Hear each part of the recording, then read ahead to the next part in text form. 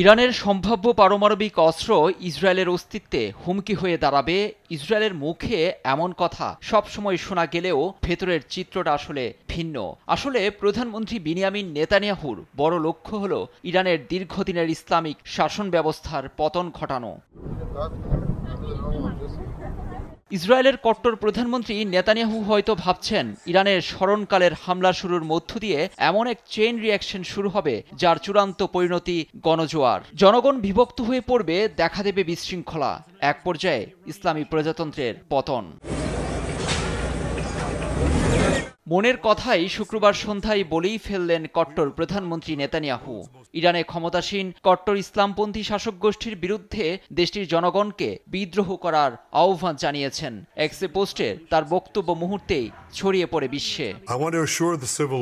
গেল কয়েক দশকে যে অশুভ ও নিপীড়ক শাসক গোষ্ঠী আমাদের ঘাড়ে চেপে আছে তাদের নামানোর এখনই সময়। আপনারা আপনাদের পতাকা এবং ঐতিহাসিক উত্তরাধিকারের ছায়াতলে আসুন। নিপীড়নবাদী শাসন থেকে মুক্তির জন্য ঐক্যবদ্ধ হন, আওয়াজ তুলুন। যে সুযোগ আপনাদের সামনে এসেছে তাকে গ্রহণ করুন। বিশ্বমানের থার্মিক্স রড, সালাম স্টিল থার্মিক্স, দেশের একমাত্র থার্মিক্স রড। উচ্চবিলাসী নেতানিয়াহু আরও বলেছেন, ইরানে যে সামরিক অভিযান শুরু হয়েছে তা জনগণের বিরুদ্ধে নয়।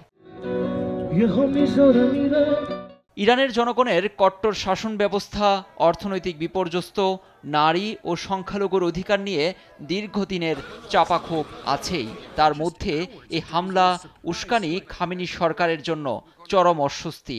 আইআরজিসির প্রধান, সামরিক বাহিনীর প্রধানসহ অন্তত ২০ জনের মতো শীর্ষ কর্মকর্তাকে এক রাতেই নির্ভুল নিশানায় শেষ করে দিয়েছে ইসরায়েল। তেহরান তার দুর্বলতা যতই চাপিয়ে রাখুক না কেন, এত সামরিক কর্মকর্তা নিহতে ক্ষতটা কম হয়নি। নেতানিয়াহু ভাবছেন পারমাণবিক ও সামরিক স্থাপনায় আঘাত এবং বাঘা বাঘা কর্মকর্তা হত্যা ইরানের শাসন ব্যবস্থাকে টরিয়ে দেবে। বড় প্রশ্ন হচ্ছে, খামেনির পতন ঘটলে তার উত্তরসূরি বা ইরানের হাল ধরছে কে? বিষয়টি এখনও অস্পষ্ট। কিন্তু নেতানিয়াহুর আপাতত লক্ষ্য পরিষ্কার যে শাসন ব্যবস্থা দুর্বলে জনগণকে হাতিয়ার করে সামনে এগোতে হবে। আর এতে একমত গবেষণা প্রতিষ্ঠান Washington institute for near east পলিসির বিশেষজ্ঞ মাইকেল সিং। আমরা অনুমান করছি ইসরায়েল এই ধরনের অভিযানের পেছনে যথেষ্ট কারণ আছে। তারা আসলে ইরানের শাসন ব্যবস্থার পরিবর্তন দেখতে চায়। ইরানের জনগণ জেগে উঠুক তা চাচ্ছেন নেতানিয়াহু। তবে দেশটির জনগণ সরকার বিরোধী এক ছাতার নিচে আসবে কিনা সেটি এখনই বোঝা মুশকিল। উইমেন লাইফ ফ্রিডম নামে ২০২২ সালে ইরান জুড়ে সরকার বিরোধী আন্দোলন দেখা যায়। নিরাপত্তা বাহিনীর গুলিতে প্রাণ হারান নারী, শিশুসহ কয়েকশো মানুষ। নারীদের বিক্ষোভে বাইডেন প্রশাসনের সমর্থন থাকলেও পরবর্তীতে তা সামলে নেয় তেহরান। লুৎফর কবির, নিউজ ডেস্ক, দেশ টিভি।